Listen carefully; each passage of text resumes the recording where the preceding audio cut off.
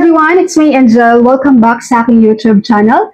Atensyon po sa ating mga pag-ibig numbers na meron pong MP2 savings or nagpa-plan pa lang kumuha ng MP2.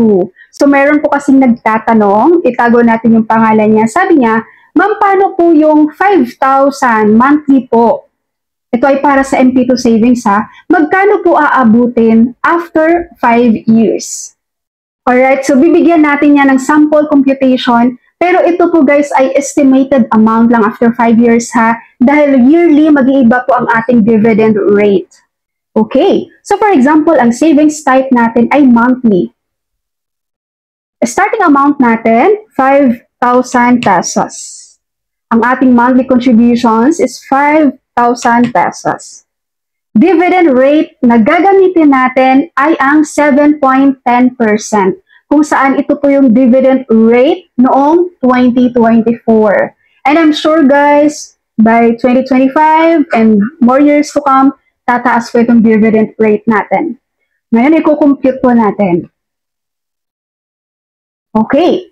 So kapag 5,000 pesos monthly ang iyong contributions with Pag-ibig MP2 savings, sa 5 years, ang total na contributions mo ay 300,000 pesos. At ang ating dividend or annual dividend, total annual dividend for 5 years, meron po siyang 54,137.50 pesos. And again guys, itong dividend rate na to ay nag-base lang to sa 7.10%.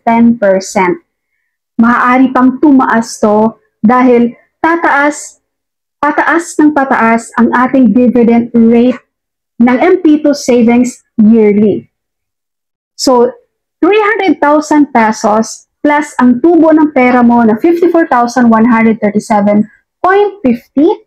So, merong after 5 years of your maturity sa MP2 savings, ang makukuha mo ay 354,137.50 pesos.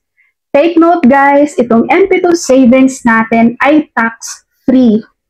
So kapag nag-withdraw tayo dyan, wala pong deductions for tax yan. Dahil tax-free ang Pag-ibig Fund MP2 savings.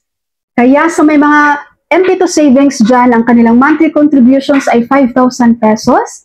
Or nagpa-plan ka pa lang for MP2 and 5,000 pesos monthly ang contributions mo, yun po ang estimated. Pinakamababa na yun guys, and i-take note mo na mas mataas pa dyan ang makukuha mo after 5 years of maturity.